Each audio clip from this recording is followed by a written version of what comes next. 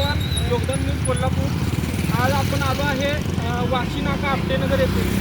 तर आपण बघू शकता या ठिकाणी हा भला मोठा खड्डा पडलेला आहे.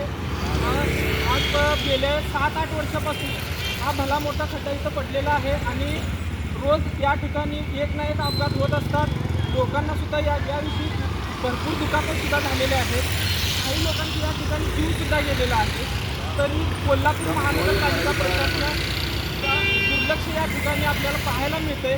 कारण गेल्या 2 दिवसाच्या पाठीमागे आमच्या योगदान पत्रकाराने सुद्धा या पुढच्या खड्ड्यापाशी थोडी माहिती घेतल्यानंतर त्या ठिकाणी सुद्धा थोडं मिळवण्यात आलं होतं. तरी पण हा जो मोठा खड्डा आहे हा सगळ्यात जीव घेणा मोठा खड्डा पडलेला आहे आणि या ठिकाणी कोल्हापूर महानगरपालिका प्रशासनाने थोडं दुर्लक्ष केलेलं आहे आणि यामुळे लोकांचा जीव धोक्यात चाललेला आहे. तुम्ही जवळ येऊन दाखवू शकताय की हा खड्डा केवढा मोठा पडलेला आहे. तर हे पाण्याची गळती सुद्धा या ठिकाणी लागलेली आहे आणि यामुळे हा पाणी जो आहे हे पाण्याची गळती सुद्धा या ठिकाणी ही लांबपर्यंत जाऊन रस्त्याची पूर्ण मात्र झालेला आहे.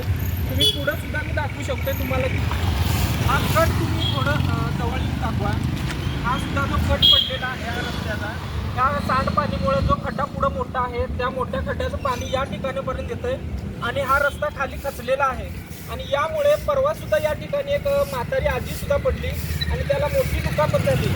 तर मला एवढंच सांगणं आहे की कोल्हापूर महानगरपालिका प्रशासन या रस्त्याच्या कामाकडे दुर्लक्ष का करतात? कारण लोकांचा जीव धोक्यात चाललेला आहे. माझं एवढंच सांगणं आहे, वेळोवेळी उपाययोजना न झाल्यास याचा परिणाम आपल्याला तीव्र आंदोलनामध्ये व्यक्त केला जाईल एवढंच सांगतो. नाही असले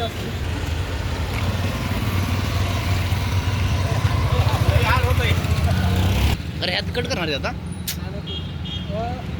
चालू करू ना. ह्या खड्ड्याच्या विषयी या ठिकाणी इथले दुकानदार आणि स्थानिकसुद्धा आहेत. ते समोर बघत असतात कायम आणि रोज अपघातसुद्धा या ठिकाणी घडत असतात. तर इथल्या स्थानिकांच्या पण आपण प्रतिक्रिया ऐकून घेऊया. या ती दुकान आहे तर या चहाच्या दुकानामधले पण स्थानिक आहेत, त्यांच्यासुद्धा आपण या ठिकाणी प्रतिक्रिया घेणार आहोत. तर इथं समोरच हा रस्त्यावरती खड्डा पडलेला आहे आणि त्याच्याबरोबर समोरच हा चहावाल्यांचं पण दुकान आहे या ठिकाणी.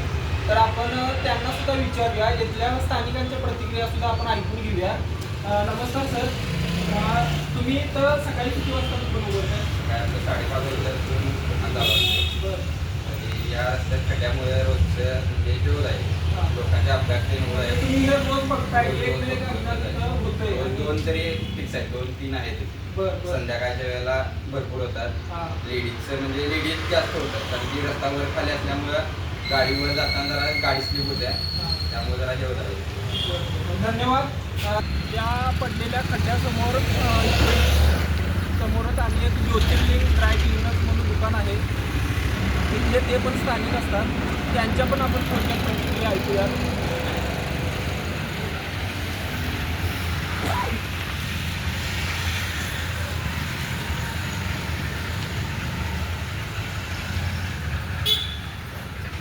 नमस्कार सर.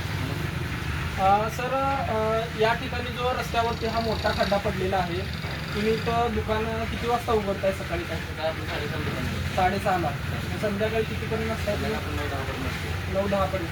तर सर तुम्ही हे समोर बघत असताय, तर हे पडलेल्या खड्ड्यामुळे तुम्हाला काही इथं त्रास जाणवतोय का लोकांच्या, नागरिकांचा? भरपूर त्रास, म्हणजे लोकांना जर रस्त्याला खूप म्हणजे खड्डा पडल्यामुळे लोकांनी गाडी स्लिप होईल, किंवा खड्डा न दिसणे, त्यामुळे लोकांना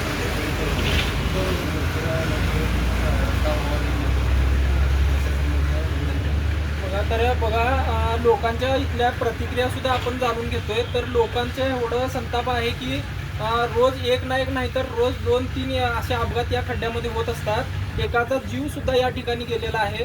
तर कोल्हापूर महानगरपालिका प्रशासनाला एवढीच विनंती आहे की लवकरात लवकर या कामाचा दखल घेऊन त्यांनी कामाची पूर्तता करून द्यावी. एवढंच सांगतो. जय हिंद, जय महाराष्ट्र.